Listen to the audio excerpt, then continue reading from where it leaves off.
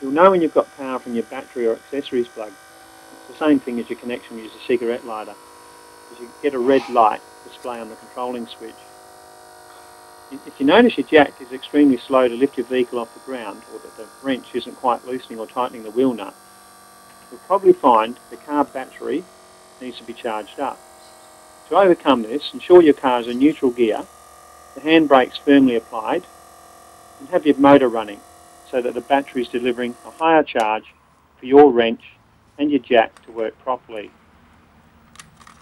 Make sure the jack is in the correct position and not pushing up into the floor panel.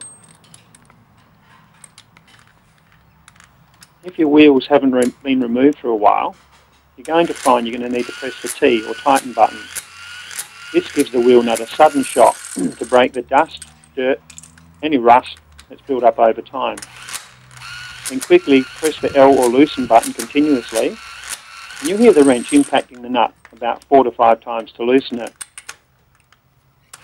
Because we're demonstrating on a mag wheel, you'll notice that we have to use a mag security lock nut to undo it. That was the black part we were using just then.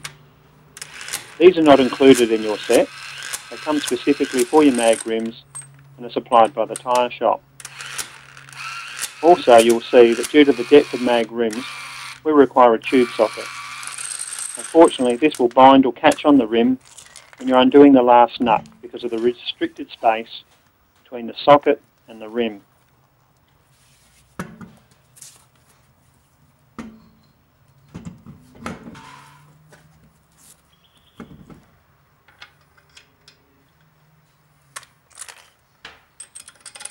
When putting a wheel nut on, it's well known to ensure that you're not cross-threading the wheel nut. Gently screw the nut on by hand for a few turns, just to check and feel that the thread is screwing on freely.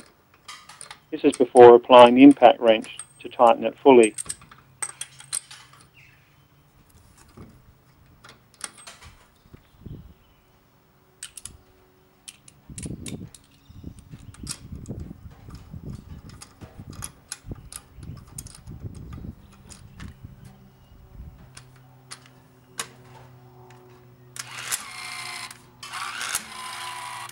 Then when using the wrench, you should impact each nut, probably about 4 to 5 times, just to make sure adequate tightening of the nut has been achieved.